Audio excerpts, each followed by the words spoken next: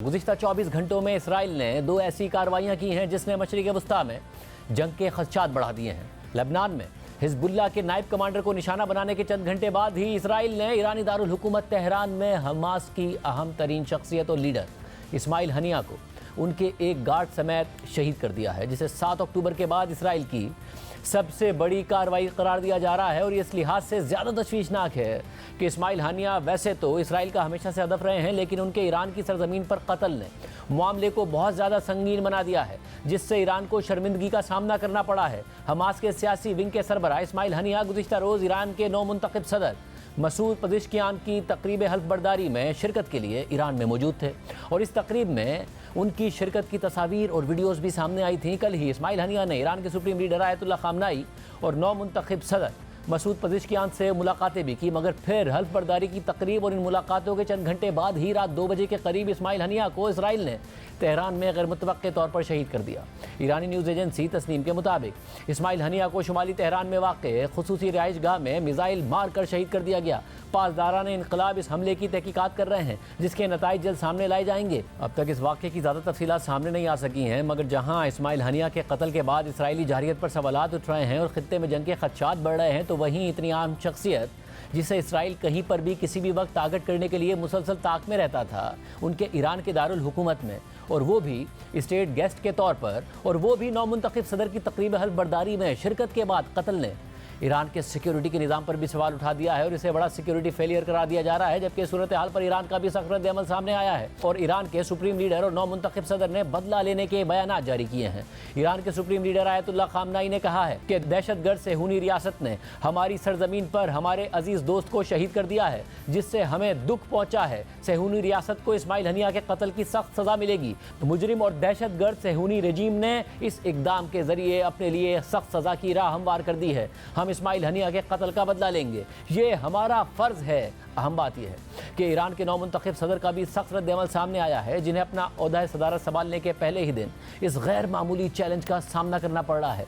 Masood Pezeshkian को एतदाल पसंद सदर करार दिया जा रहा था और तवक्को की जा रही थी कि उनके दौर में ईरान के मगरिब से ताल्लुकात शायद बेहतर हो जाएं और ईरान की सख्त गीर दाखिला और खारजा पॉलिसी में मुमकिना तौर पर तब्दीली देखी जाए, और ख़ुद उन्होंने अपने इसी एजेंडे को इंतखाबी मुहिम का हिस्सा बनाया था। मगर उनके दौरे हुकूमत के इब्तिदाई चंद घंटों में ही इसराइली कार्रवाई ने इन इम्कानात पर पानी फेर दिया है, जिसके बाद सदर मसूद पेज़ेश्कियान को एक जारहाना और सख्तगीर मौक़िफ़ जारी करना पड़ा है। ईरानी सदर के बयान के मुताबिक कल मैंने इस्माइल हनिया का फातिहाना हाथ बुलंद किया था और आज मुझे उनकी मैयत को कंधा देना पड़ेगा। ईरान उन काबिज़ दहशतगर्दों को जिन्होंने इस्माइल हनिया पर बुज़दिलाना कार्रवाई की है पछताने पर मजबूर कर देगा और इस्लामी जमहूरिया ईरान अपनी इलाकाई सालमियत और इज्जत का दिफा करेगा। ईरान जवाबी कार्रवाई का इशारा दे रहा है, जबकि हमास की अल-क़स्साम ब्रिगेड के बयान के मुताबिक इस्माइल हनिया का ईरानी दारुल हुकूमत में मुजरिमाना कत्ल एक ख़तरनाक वाक़या है जो जंग को नए रुख पर ले गया, जिसके पूरे खित्ते पर गहरे असरात होंगे। इस्माइल हनिया की शहादत रायगा नहीं जाएगी, मगर इसराइली हुकूमत इस हवाले से खामोशी इख्तियार किए हुए है और तबसरा करने से इनकार कर रही है। तर्जुमान इसराइली हुकूमत के बयान के मुताबिक इस्माइल हनिया के कत्ल पर कोई तबसरा नहीं कर सकते। इस हवाले से बयान इसराइली फ़ौज जारी करेगी। ईरानी धमकियों का सामना करने के लिए तैयार हैं और मौजूदा जंग हमास के खात्मे के साथ ही ख़त्म होगी। जबकि इसराइल का सबसे बड़ा हिमायती अमरीका एक दफ़ा फिर इसराइल के साथ खड़ा हो गया है। अमेरिका ने जहां ये मौक़िफ़ इख्तियार किया है कि उसका इस कार्रवाई से कोई ताल्लुक़ नहीं है, तो साथ ही खबरदार किया है कि इसराइल पर किसी भी हमले का दिफा किया जाएगा। अमरीकी वज़ीर दिफा लॉयड ऑस्टिन के बयान के मुताबिक इसराइल पर हमला हुआ तो अमरीका दिफा करेगा, ज़रूरी नहीं कि मशरिक़ वस्ता में कोई वसी जंग हो। जबकि वज़ीर ख़ारजा एंटनी ब्लिंकन के बयान के मुताबिक अमरीका इस्माइल हनिया की मौत में मुलविस नहीं है और उन्हें इस वाक़े का कोई इल्म भी नहीं था। मगर अल जज़ीरा के डिफेंस एडिटर के तस्दीक के मुताबिक इस्माइल हनिया का सुराग लगाने और उन्हें कत्ल करने के लिए जो इंटेलिजेंस इस्तेमाल की गई है, उसमें मुमकिना तौर पर अमरीकी मदद शामिल हो सकती है। तेहरान में निशाना बनने वाले फ़लस्तीनी मज़ाहमती तंजीम हमास के सियासी विंग के सरबराह इस्माइल हनिया 2019 से गज़ा में नहीं थे, बल्कि वो मुस्तकिल तौर पर कतर और तुर्की में रिहाइश पजीर थे और वहीं से सियासी मामलात की निगरानी करते थे। इसके अलावा वक्तन फ़वक्तन वो ईरान भी आते जाते रहे और ईरानी क़यादत से मुलाकातें भी करते रहे हैं और कल ईरान में ही उनकी शहादत हो गई। इससे पहले 7 अक्टूबर के बाद गज़ा में जारी इसराइली हमलों में इस्माइल हनिया का ख़ानदान निशाना बनता रहा। अल जज़ीरा के मुताबिक इसराइली फोर्सेस की कार्रवाइयों में इस्माइल हनिया के 3 बेटों 3 पोतियों और 1 पोते समेत 60 से ज़ायद फैमिली मेंबर्स शहीद हुए हैं। गुज़िश्ता माह जून में इसराइली हमले में उनके ख़ानदान के 10 अफराद शहीद हुए थे। इससे पहले अप्रैल में गज़ा में ही उनके 3 बेटों, 3 पोतियों और 1 पोते को शहीद कर दिया गया और उसकी इत्तला उन्हें जब कतर में सुनाई गई तो वो जज्बाती होने के बजाय दुआइया कलमात अदा करते नजर आए।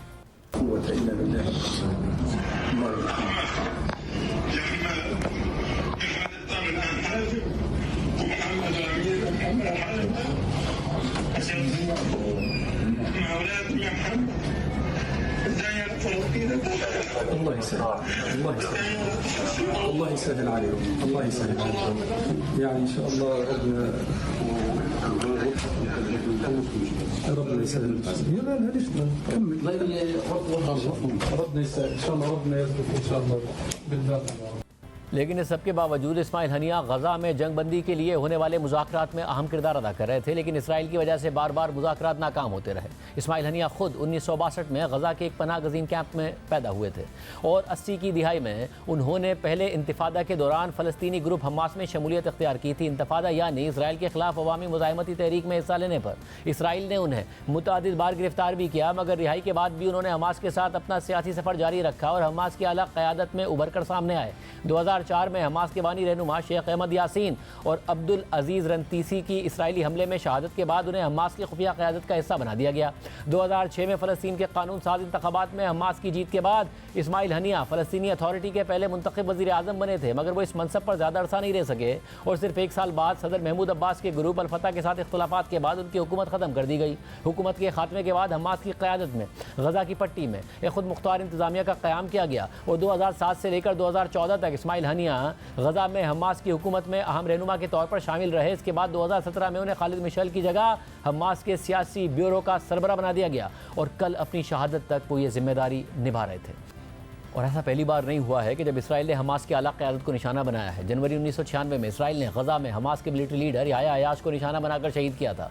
मार्च 2004 में हमास के बानी शेख अहमद यासीन गज़ा में इसराइली हमले में शहीद हुए थे और फिर अगले महीने ही अप्रैल 2004 में शेख अहमद यासीन के बाद हमास की क़यादत संभालने वाले अब्दुल अजीज़ रंतीसी इसराइल के फ़िज़ाई हमले में शहीद हो गए थे। और अब इस्माइल हनिया की शहादत को हमास के लिए धचका तस्वुर किया जा रहा है, क्योंकि वो हमास के सबसे अहम रहनुमा और सियासी चेहरा थे, जबकि इस्माइल के अलावा भी हमास के चंद अहम रहनुमा अब भी इसराइल की मोस्ट वांटेड लिस्ट में हैं और उन्हें निशाना बनाने के लिए गज़ा में मुतअद्दिद कार्रवाइयाँ इसराइल कर चुका है। उनमें याह्या सिनवार और मोहम्मद देफ सरफहरिस्त हैं और दोनों को इसराइल 7 अक्टूबर के हमलों का मास्टरमाइंड समझता है। याह्या सिनवार 7 अक्टूबर के बाद गज़ा पट्टी से मुकम्मल तौर पर गायब हो गए हैं और इसराइल ताहाल उनका सुराग लगाने की कोशिश कर रहा है। याह्या सिनवार हमास की सिक्योरिटी सर्विस के बानी और सरबराह हैं, जो दाखिली सिक्योरिटी उमूर समेत इंटेलिजेंस और खुफिया मालूमात को देखते हैं। इसके अलावा हमास के मिलिट्री विंग अल-क़साम ब्रिगेड के सरबराह मोहम्मद देफ भी इसराइल की मोस्ट वांटेड लिस्ट में शामिल हैं। इसराइल ने 2000 में मोहम्मद देफ को गिरफ्तार किया था, मगर वो बाद में फ़लस्तीनियों की दूसरी मुज़ाहिमती तहरीक के दौरान जेल से फ़रार हो गए थे। इसके बाद से ही इसराइल को मोहम्मद देफ की तलाश है, लेकिन इस सिलसिले में उन्हें आज तक कोई कामयाबी हासिल नहीं हो सकी है। इस्माइल हनिया के ईरान की सरजमीन के अंदर कत्ल के बाद ईरान और इसराइल एक दफ़ा फिर आमने सामने आ गए हैं, जिससे खित्ते में जंग के बादल मंडलाने लगे हैं। पाकिस्तान ने इस्माइल हनिया के कत्ल की सख्त मजम्मत की है। दफ्तर खारजा के बयान के मुताबिक हमें इस हमले के वक्त पर शदीद हैरत है। ये हमला उस वक्त किया गया जब ईरान के सदर ने हल्फ उठाया। इस तकरीब में गैर मुल्की वफूद बशमूल पाकिस्तान के डिप्टी वज़ीर आज़म भी मौजूद थे। पाकिस्तान हर तरह की दहशतगर्दी की मजम्मत करता है। हम मावरा अदालत और मावरा इलाका या सरहद किसी भी दहशतगर्दी की मजम्मत करते हैं।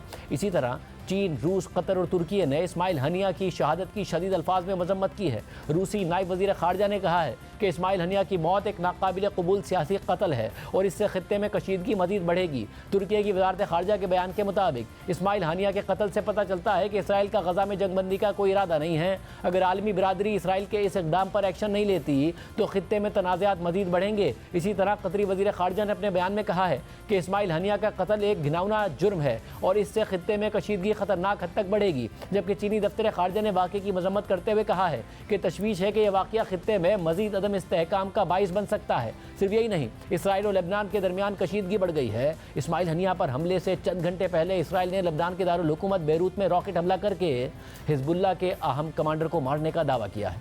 BBC के मुताबिक इसराइली फ़ौज ने दावा किया है कि उन्होंने बेरूत में एक इंटेलिजेंस बेस्ड हमले में हिजबुल्लाह के नायब कमांडर फवाद शुक्र को मार दिया है, जो हफ्ते को गुलान हाइट्स में होने वाले हमले के मास्टरमाइंड थे। हिजबुल्लाह ने ताहाल فواد شکر کی موت کی تصدیق نہیں کی ہے، لیکن انہوں نے اس بات کی تصدیق کی ہے کہ حملے کے وقت فواد شکر عمارت میں موجود تھے۔ فواد شکر حزب اللہ کے سیکریٹری جنرل حسن نصر اللہ کے قریبی مشیر سمجھے جاتے ہیں۔ امریکہ نے فواد شکر کے سر پر $50 لاکھ کی قیمت بھی رکھی ہوئی ہے۔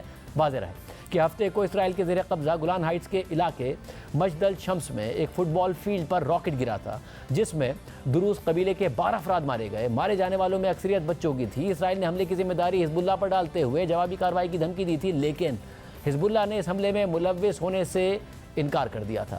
لبنان میں کل اسرائیلی حملے اور حزب اللہ کے اہم رہنما کو مارنے کے دعوے اور تہران میں حماس کے لیڈر اسماعیل ہنیہ کو شہید کرنے کے بعد خطے میں جنگ کے خدشات ایک دفعہ پھر منڈلانے لگے ہیں۔ اس کے علاوہ امریکہ نے بھی عراق میں ڈرون حملے کرتے ہوئے ایرانی حمایت یافتہ گروپ کو نشانہ بنایا ہے، جس میں 4 افراد کے مارے جانے کی خبریں سامنے آ رہی ہیں۔ اس پوری صورتحال پر بات کریں گے ہمارے ساتھ امریکہ سے سینئر صحافی اور رائٹرز کے نیشنل سیکیورٹی رپورٹر ادریس علی موجود ہیں۔ ادریس، بہت شکریہ مجھے جوائن کرنے کے لیے۔ ظاہر ہے خطے کے معاملات پر آپ کور بھی کرتے رہے ہیں، لکھتے بھی رہے ہیں۔ یہ واقعہ ہونا، اسماعیل ہنیہ کا ایران کے اندر مارے جانا جبکہ وہ اسٹیٹ گیسٹ تھے، ظاہر ایک بہت ہائی پروفائل یہ ٹارگٹ ہے۔ کس طریقے سے آپ دیکھ رہے ہیں اس کو، کیونکہ بہت زیادہ بات کی جا رہی ہے کہ خطہ ایک دفعہ پھر کہیں یہ جنگ کے آثار کی طرف نہ جا رہا ہو؟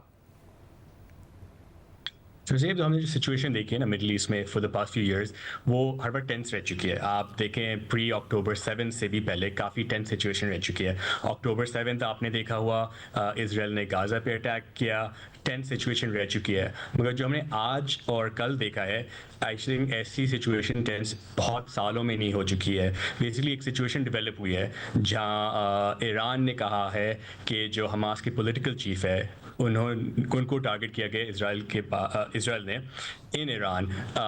وہ اسٹیٹ گیسٹ تھے، پریزیڈینشیل انوگریشن کے لیے آئے ہوئے تھے، اور انہوں نے کہا ہے کہ اسرائیل نے بیسکلی کس طرح کیا یہ ہمیں نہیں پتہ، مگر کسی طرح basically deep in side Tehran جا کے اٹیک کیا ہے۔ تو یہ جو سچویشن ہے کافی ٹینس ہے، ناٹ اونلی بیکاز اسماعیل ہانیہ ایک کافی کی پولیٹیکل فگر تھے حماس کے لیے، مگر اب کوشچن آتا ہے کہ ایران کیا کرے گا۔ ایران کے اندر حملہ ہوا ہے، انہوں نے اسرائیل کو بلیم کیا ہے، اینڈ اب ایکسپیکٹیشن یہ ہے کہ ایران کسی طرح ریٹیلیٹ کرے گا۔ اینڈ یہ جو ایک اسپائرل شروع ہو چکا ہے نا، وہ کافی مشکل ہے روکنا۔ اینڈ آئی تھنک یہی کنسرننگ چیز ہے واشنگٹن میں، تہران میں، ٹیل اویو میں، آپ کہیں بھی دیکھ لیں، یہ کنسرن ہے کہ اب ایران کیسے ریٹیلیٹ کرے گا، اور اگر انہوں نے ریٹیلیٹ کیا اس کے بعد اسرائیل کیا کرے گا۔ تو ایک اسپائرلنگ سچویشن آ چکی ہے جو آئی تھنک کافی لوگ کہہ رہے ہیں کہ روکنا بہت مشکل ہو جائے گا۔ ماضی میں بھی ایسا ہوا کہ اس خطرے کا اظہار کیا جا رہا تھا کہ یہ اسپائرل نہ کرے، کہ ایران ریئیکٹ کرے پھر اسرائیل ریئیکٹ کرے۔ ایران نے ریئیکٹ کیا، انہوں نے بہت سارے میزائل داغے، آئرن ڈوم نے اس کو روکا، اس کے بعد اسرائیل نے ریئیکٹ کیا، پھر کچھ نہیں ہوا۔ آپ کو لگتا ہے اس پوزیشن میں ایران ہے، امبیرسنگ سچویشن ان کے لیے ضرور ہے کہ وہ اس طرح ریئیکٹ کریں کہ ایک اسپائرل میں چلی جائے سچویشن اور جنگ کی طرف خدا نخواستہ چلا جائے معاملہ؟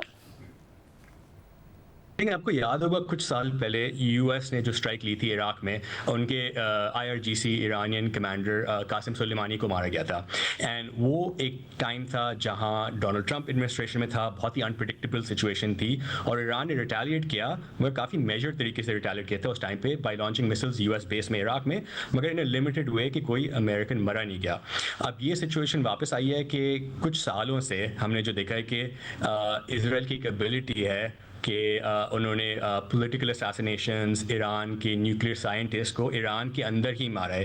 اب وہ یا تو انٹیلیجنس کمیونٹی اسرائیلی موساد کی طرف سے یا ملٹری ایسٹس کی طرف سے ایک کویشچن بنا ہے ایران کے اندر پولیٹیکلی اینڈ ڈومیسٹکلی کہ اسرائیل کی ریچ اتنی ہو کیسے سکتی ہے جب ایران نے اتنا فوکس کیا ہوا ہے۔ تو ایک آپ صحیح کہہ رہے ہیں کہ ایک امبیرسنگ سچویشن ہوئی ہے، اینڈ آئی تھنک جو ان کا ریئیکشن ہوگا پارشلی دنیا کو دکھانے کے لیے ہوگا کہ اسرائیل ایسے کر نہیں سکتا، مگر ڈومیسٹکلی بھی ابھی الیکشن ختم ہوا ہے، ایک نیا پریزیڈنٹ آیا ہے، انہوں نے بھی دکھانا ہوگا کہ ہم طاقتور ہیں، ہمارے پاس ایبلٹی ہے ٹو اسٹرائک بیک۔ مگر آئی تھنک جو ہم نے ایٹ لیسٹ جو سورسز نے بولا ہے کہ ایران کی طرف سے بھی ایک انٹینٹ ہے کہ یہ زیادہ ایسکلیٹ نہ ہو، کیونکہ ان کو بھی پتہ ہے کہ اگر ایسکلیٹ ہو تو سچویشن اسرائیل کے لیے تو بری ہوگی، مگر ایران کے لیے بھی اتنی ہی بری ہوگی۔ اینڈ گیون کتنی ڈیلیکیٹ سچویشن ہے ان کی اکانومی کے لیے، آئی تھنک ان کی بھی ایک ڈیزائر ہے کہ رسپونڈ کریں، مگر زیادہ اوور ریئیکٹ نہ کریں کہ اسرائیل کو پھر اور ریئیکٹ کرنا پڑے inspiring situation. So I think intent یہ ہے کہ دکھائیں کہ رسپونڈ کر سکتے ہیں، مگر ایسا نہیں کریں کہ ایک اور اسپائرلنگ سچویشن کریٹ ہو جائے۔